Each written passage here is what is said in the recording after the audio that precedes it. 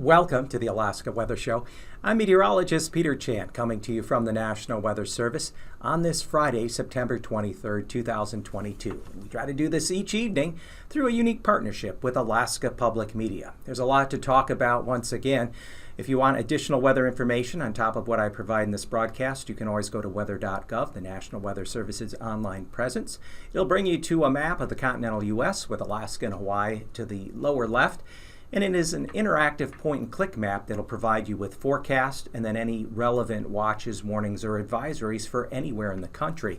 Looking at the map this Friday afternoon, we do have some frost advisories there in areas of the northeast, even a high wind warning along the east side of Maine as a result of Hurricane Fiona striking the areas of eastern Canada up through Nova Scotia and Newfoundland. They have hurricane warnings in effect for those areas.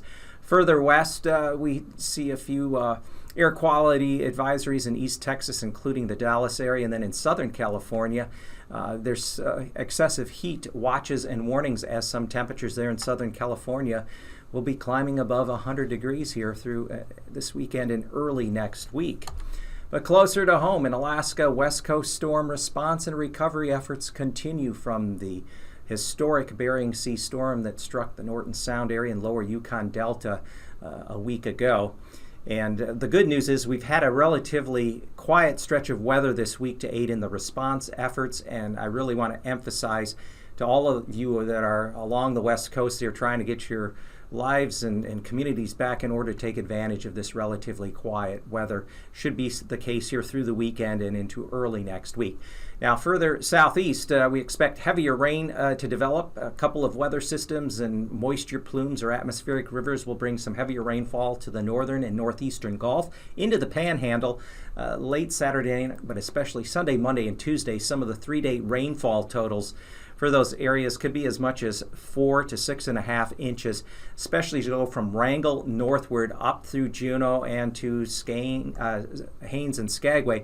In fact, the Juneau Forecast Office anticipates the Juneau area could have a three-day rainfall total up around 6.5 inches, around 4.5 inches at Sitka, 5.5 inches perhaps at Gustavus, 4.8, so somewhere between 4 3/4 to near 5 inches at Haines. So it'll be a very wet period there. The other thing coming up, you're going to hear in the national news, major hurricane is expected to develop in the eastern Gulf of Mexico after it comes out of the western Caribbean Sea, and that could impact Florida around the middle of next week because the storm is expected to be situated just off the western Florida coast there. Early middle part of next week. And then we're also monitoring the potential for a strong fall storm that could come across the Aleutians, the lower Bering Sea into the southwest coast of Alaska next Friday. That's September 30th, especially next weekend, Saturday, October 1st, and Sunday, October 2nd. This storm, obviously, we're looking at this in the computer models, but this has been consistent now for several days. First thing I want to indicate there is it is not expected to take a similar track to the remnants of Typhoon Merbok that caused the most recent historic storm to impact especially the Norton Sound and lower Yukon Delta. If this storm does come to fruition, it's likely to take a more southerly track and really impact the southern Bering Sea and then move toward the southwest coast, especially from, say, around the Kuskokwim Delta south through Bristol Bay. So stay tuned to later forecasts because we'll have more information next week as we get closer to this time frame. But potentially a stronger storm could impact the southwest coast of Alaska, especially the Kuskokwim Delta down through Bristol Bay here late September 30th, and especially next weekend, Saturday the 1st and Sunday the 2nd of October. Let's go on and take a look at what we got going on out there this afternoon. Dead horse, mostly cloudy, 36. I was going to mention sea ice edge has been to its minimum extent. The sea ice is pretty much, not officially yet, but it definitely looks like we're at that point now. We'll get official word probably in another week or so. Teller on the west side of the Seward Peninsula is overcast. You're going to see northeast to north winds picking up a bit here tonight and tomorrow, bringing in a little colder air. That's also the case there along the Arctic coast. It's going to cool down a bit. Temperatures there at Teller this afternoon, 44. As we come down along the southwest coast, this is one area that could be impacted next weekend. That's early October, the 1st and 2nd. Quinhaga, partly sunny, 45 degrees, relatively quiet there, but just be aware of that fact. It's not definite yet, but we just want to help people be aware and stay tuned to later forecast as we go through the upcoming week. Cape Spencer there along the northern outer Panhandle coast had some breezy conditions earlier, some showers. The frontal system is passed. It's breezy there, 53 degrees as of 2 o'clock this afternoon. Quick check of any hazards, advisories. We have potential, there's no advisories or warnings out right now. There's just special weather statements for elevated surf west side of the Seward Peninsula and around the north side, especially of St. Lawrence Island. Expect surf could run a foot or two above normal and perhaps contribute to some minor erosion, but no major flooding or inundations expected there. Now, for the Panhandle, I mentioned the potential for heavier rain, 4 to as much as over 6 inches of rain, especially along and north of Wrangell on up through Sitka, Juneau, Haines, Skagway.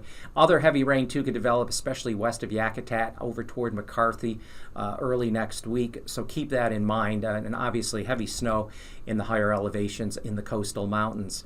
Otherwise, on the satellite imagery, we see the one system pushing inland there along the northern Gulf Coast.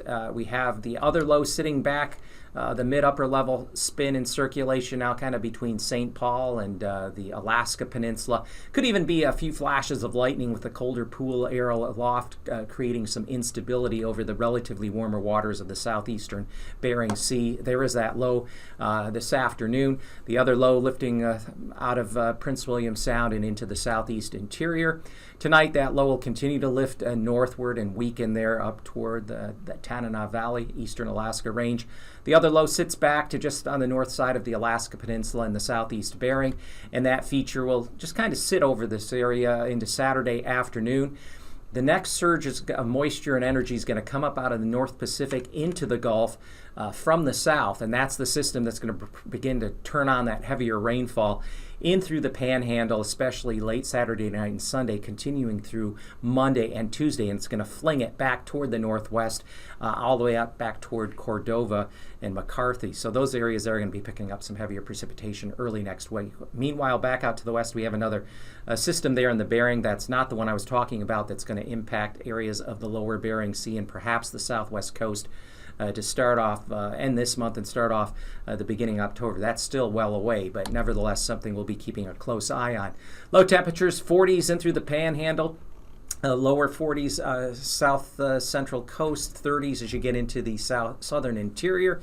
Temperatures still 50s, a few 60s, could reach 60 degrees. Heider at Craig for Saturday afternoon. Lower 50s, Anchorage down through the Kenai Peninsula, generally staying in the 40s. Copper River Basin, and then lows Sunday morning. We could see a few readings approaching freezing up there toward Gulkana or some area like Eureka, I should say.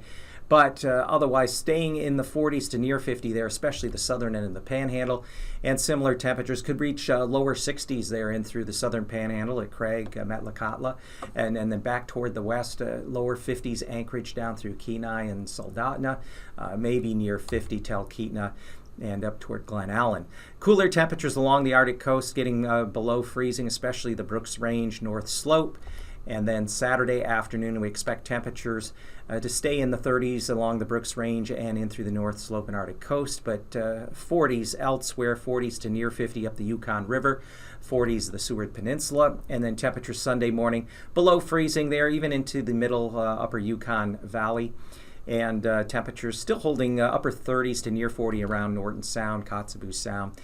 Sunday afternoon temperatures will generally hold in the 40s across much of the region, though cooler 30s, near freezing along the Arctic coast and especially North Slope and Brooks Range. And then along southwest coast, we expect lows 30s, back up 40s to near 50 Saturday. And then again, Sunday morning lows generally above freezing, mid to upper 30s, lower 40s, the Aleutians. Temperatures Sunday afternoon should generally be in the 40s across much of the southwest, near 50 across the Alaska Peninsula. Extended temperature outlook, cooler temperatures in the west to end September, begin October. Warmer in the Panhandle, near normal in the mainland interior, and then above normal precipitation potentially the east side of the mainland and into portions of the Panhandle. And now, aviation weather around Alaska. Let's take a look now at your aviation weather. If you have a flight planned over this weekend, either Saturday or Sunday, we're going to have a vertically stacked area of low pressure situated Saturday morning there in the southeast corner of the Bering, just on the north side of the Alaska Peninsula. Due to cold air aloft, there could even trigger some convective response and isolated lightning strikes there around the southeast portion of the Bering. Otherwise, in through the interior, pockets of IFR conditions along areas of the Alaska Range into the southeast interior, along the intercoastal mountains of the Panhandle, and then up along the Brooks Range, especially into the North Slope and Arctic coast. Saturday afternoon, though, much of the mainland and coastal areas will see any IFR conditions at least improve to MVFR. Still could be an isolated lightning strike there in the southeast corner of the Bering, just on the north side of the Alaska Peninsula, and pockets of IFR, especially persisting down there around, say McCarthy and on over toward Chilkoot and down also in the extreme southeast area there of the Panhandle. And then for Sunday morning, IFR conditions redevelop along south of the Alaska Range to near the coast, especially over the Panhandle, and then areas along the Brooks Range and North Slope, as well as the central Arctic coast, with isolated lightning possible there on either side of the Alaska Peninsula and to the south-southeast of Kodiak Island as that low center moves a little further east. Sunday afternoon, we do anticipate IFR conditions to expand across at least the southern half, 2/3 of the Panhandle in response to the next surge of moisture that will be working its way out of the North Pacific into the southeastern Gulf, as another more significant round of precipitation is expected along areas of the Gulf Coast as we go into early next week. Anaktuvik Pass will start out IFR Saturday morning, giving way to MVFR conditions. Same thing, Adigan Pass, IFR early, then MVFR. Lake Clark and Merrill should see some IFR conditions at least early Saturday, giving way to MVFR conditions. Rainy Pass right now looks generally to hold on to MVFR conditions throughout the day Saturday. Windy Pass as well as Isabel Pass will see IFR conditions in the early part of Saturday, giving way to MVFR conditions. Farther east, a little better conditions, MVFR giving way to VFR in the far eastern end of the Alaska Range around the Alcan border. As we drop southward, Tanita Pass, MVFR, though if you're flying west of the west entrance in the morning, you can run into IFR. Portage Pass should generally hold on to MVFR conditions throughout the day Saturday. And up there in the northern corner of the Panhandle, expect IFR conditions to prevail at both Chilkoot and White. And freezing levels have come down across the Bering and into at least the interior, running around 2,000 feet aloft in the central Yukon across the western Seward Peninsula and St. Lawrence. We see freezing levels below 4,000 feet all the way down through the eastern half of the Aleutians and the Alaska Peninsula. Still hanging up around 8,000 feet there, the far south end of the Panhandle, vicinity of Craig and Hyder. And then further west, 6,000 foot freezing levels aloft there in the far western Aleutians. Greatest threat for icing on Saturday will be along the Gulf Coast, southern parts of the Panhandle to near Haida Gwaii. In the south end, where the air is warmer aloft, 8,000 to 16,000 feet, potential for moderate icing, and 5,000 to 14,000 feet along areas of the northwestern and north central Gulf Coast, 4,000 to 10,000 feet central interior, 2,000 to 8,000 feet along the North Slope and Arctic coast, and isolated icing 6,000 to 12,000 feet lower Bering and in along the eastern Aleutians and the Alaska Peninsula. There is a 120 to 130 knot jet core of at the North Pacific up into the Gulf, coming into the Panhandle ahead of the vertically stacked low over the southeast Bering. On the backside, strongest winds, we have a jet core of 155 to 160 knots out of the north there, cutting across the central and western Aleutians. At 700 millibars, 9,000 feet, that low circulation continues there at mid-levels over the far southeastern part of the Bering. 45 knot winds across the lower Gulf Pacific interface up into the lower Panhandle, and then on the backside 35 to 40 knot winds across the Aleutians out of the north. And 3,000 feet, we see winds in the circulation ahead of the low there, just north of the Alaska Peninsula, 30 to 35 knots southwest winds, but on the backside, north-northeast winds of 35 knots coming especially across the central Aleutians. Greatest threat for turbulence, moderate turbulence, will be across the central Aleutians, surface to 3,000 feet. We could see a pocket of surface to 6,000 in the southern part of the Panhandle. Isolated area along and south of the eastern Alaska Range, surface to 7,000 feet. And then in the far west, over St. Lawrence Island, potential for some moderate turbulence, surface to 3,000 feet.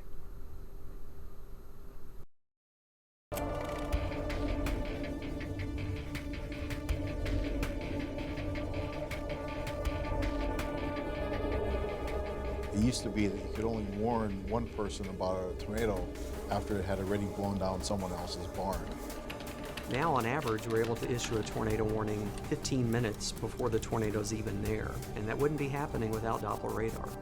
This NexRad system has reduced fatalities on the order of 45% due to tornadoes since its advent.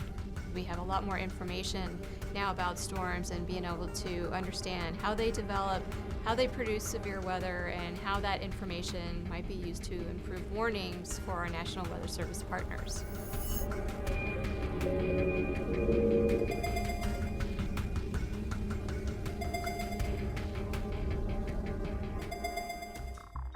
The lab is unique in that we serve the nation by supporting the National Weather Service in its mission to protect lives and safe property by improving the accuracy and the lead time of severe weather warnings. We have a legacy of radar research and converting existing technology from military to weather purposes. A recycled Doppler radar led to the development of NexRad, installed nationwide in the early 90s. It allowed forecasters to see storms like never before. Not only did we help bring that technology to the National Weather Service and to help protect lives and property, but we have continued to upgrade that technology, keep it relevant, and keep it state-of-the-art. Recently, a major upgrade was added. Dual polarization technology takes the radar from 2D to 3D. Forecasters now know more about what type of precipitation is falling, which is very helpful during winter storms, as well as how much rain is accumulating, resulting in better flash flood warnings. The radar can also detect and track tornadoes based on debris. Looking to the future, the National Severe Storms Lab is testing the capabilities of phased array radar.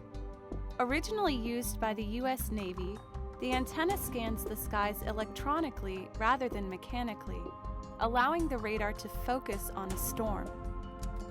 With current technology, we get a full picture or image of what is going on within a storm every 4 to 5 minutes. So it's more like a snapshot. Whereas with phased array radar, we get that picture of what's going on in the storm every minute. So it becomes more like watching a movie. So we can do adaptive, rapid scanning on the storms that matter most, being able to provide the information that's most relevant when and where it's happening. Another advantage of phased array radar is its multifunction capability, providing weather and air traffic information simultaneously. Number one, it is a system that promises to replace and expand upon the existing weather surveillance radars. Secondly, to replace aging air traffic surveillance radars. And number three, it offers a potential application to meet Department of Homeland Security and defense requirements for identifying and tracking non-cooperative aircraft. With the replacement of all these various radars with a single system, the American taxpayer could realize substantial savings in cost. You have a lot fewer radars to maintain, And the electronic capability of this also reduces maintenance costs because you do not have moving parts.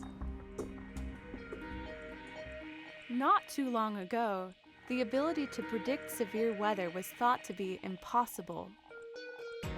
During the past several decades, research conducted at the National Severe Storms Lab has developed life-saving tools like Doppler radar.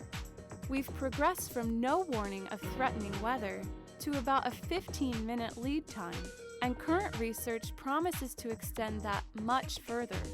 Our knowledge of severe storms and how they behave, and our use and ability to use the Doppler radar technology is in a lot of cases a direct result of that close working relationship, that research to operations component that we get between the National Severe Storms Laboratory and a forecast office. That history and understanding of how these data can be used by our users and doing the research to help advance the use of radar technology, really it's what we live for, it's in our lifeblood, it's in our history.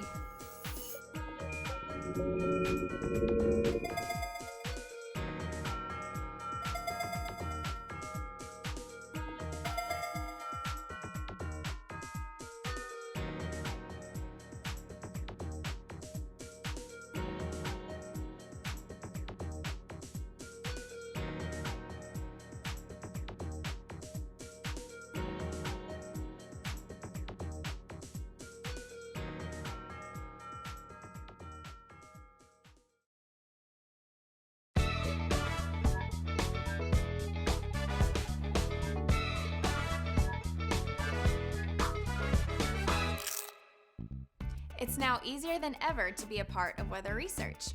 We just launched the mPing app for both iPhone and Android users, and it's totally free. PING, which stands for Precipitation Identification Near the Ground, is a research project by the NOAA National Severe Storms Lab and the University of Oklahoma. With the mobile app, you can send us your weather observations on the go. Are snowflakes falling on your head? Is hail hitting your car? Just select what type of precipitation is falling and press submit. It's that easy. It takes about 5 seconds and it's anonymous. Reports can then be viewed online. Our scientists will compare your report with what the radar has detected. This helps us develop new radar technologies and techniques. Download the app today, share your reports, and let's work together to make our nation weather ready. Learn more here and follow us.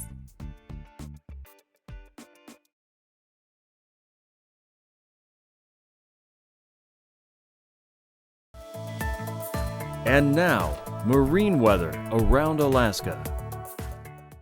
Welcome back, and let's start out the marine weather segment. Quick taking a look at the sea ice edge.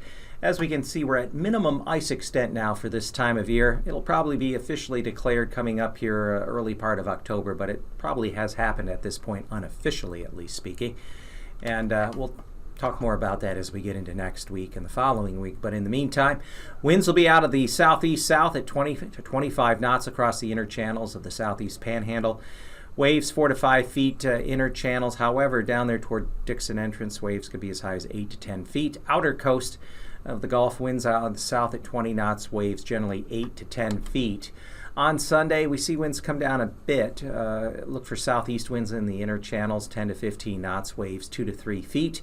For the outer coast, we expect winds generally southeasterly component at 15 to 20 knots and waves generally running right around 6 feet or so. For the northwestern Gulf, off the Kenai, we're looking for southeast winds 20 knots, waves 5-6 feet. Southeast winds 15 knots in Prince William Sound with waves of 3 feet or so. And across Cook Inlet, winds will be southerly up there on the northern portion up toward Turnagain Arm with waves 2-3 feet. However, look for southeast winds 15 to 20 knots as you get south of Kenai through Homer and at the entrance of Cook Inlet with waves 4-5 feet. On Sunday, we expect in Prince William Sound winds out of the southeast 10 knots, waves a couple of feet. Winds off the Kenai in the open waters of the Gulf, south winds 15 to 20 knots and waves 6 to 7 feet. Lower half of Cook Inlet, look for southeast to south winds 20 knots and waves running 4 to 5 feet. On Saturday, across Kodiak Island, winds will be south-southwest at 15 to 20 knots. Waves 3 feet within Shelikof Strait, 7 to 8 feet once you get out in the open waters of the western Gulf and North Pacific there. On the other side, Bering side, we could see winds Bristol Bay southeasterly 10 knots, waves 5 feet, and as high as 11 feet there north of Cold Bay with southwest winds to 20 knots. Sunday, weak low pressure works its way across the central Alaska Peninsula. Variable winds in that location. South-southwest winds 20 knots with waves 4 feet Shelikof Strait, as much as 8-9 feet off of Kodiak Island as you get out into the western Gulf. And for the lower half of the Alaska Peninsula, we expect west winds 15 to 20 knots, waves 5-6 feet there southeast of False Pass and north of Cold Bay as much as 8 feet. Across the Aleutian chain on Saturday, winds will generally be out of the northwest at around 25 to 30 knots. Waves generally running 10 to 13 feet on the North Pacific side and 12 to 15 feet on the Bering side. Sunday, winds will come down a bit. Look for northwesterly winds 20 knots across the eastern and central Aleutians. Waves 6 to 8 feet on the North Pacific side, and as much as 9 to 10 feet on the Bering side. As you get west of Adak, though, winds will shift south to southeast, increase to 35 to 40 knot gales with waves of 6 building to 10 feet west of Kiska. And along the southwest coast, strongest winds will be south of St. Lawrence Island, north winds 30 knots, waves as high as 8 to 10 feet there, and turning northwesterly once we get toward east of St. Paul and St. George, with waves of 9 to 10 feet, and then around Kuskokwim Bay, east winds 10 knots, waves 6 feet. On Sunday, look for easterly winds 20 knots out of Norton Sound with waves 2 to 3 feet. Turning northwesterly as we go down south of St. Lawrence Island and west and southwest of Nunavik Island to St. Paul and St. George, waves generally running 6 to 7 feet there across the eastern waters of the Bering. Along the Arctic coast, winds will be out of the east at 20-25 knots, though picking up to 30 knots near Utqiagvik. Waves 6 to 7 feet, 9 feet as you go from Utqiagvik down through Point Ley, and then turning northeast to northerly 25 knots, lower Chukchi Sea, and increasing to 30 knots with waves of 8 to 10 feet on the north side there of St. Lawrence Island. On Sunday, winds will be out of the east-northeast across the Arctic coast at 20 knots, waves 4 to 5 feet. Easterly to 30 knots from Wainwright down through Point Hope with waves of 8 to 10 feet, and then turning east to northerly through the Bering Strait, north side of St. Lawrence Island, north winds 25 knots and waves 6 feet. Quick check of the surface map. Saturday, low pressure located near Bristol Bay, central Alaska Peninsula, and we expect that feature to slowly drift southeastward. Rains continue there along areas of the Panhandle and north central Gulf Coast. And on Sunday, the low continues to gradually weaken, but a new system will be lifting out of the North Pacific on up into the Gulf, and that'll bring the next heavier round of rain to the Panhandle and northern Gulf Coast Saturday night and Sunday. These forecasts are for planning purposes only. Call 1-800-WX-BRIEF for a formal pre-flight briefing. Always file a flight plan before you go flying. The U.S. Coast Guard Auxiliary urges you to leave a float plan with a friend or the harbor master before you go boating.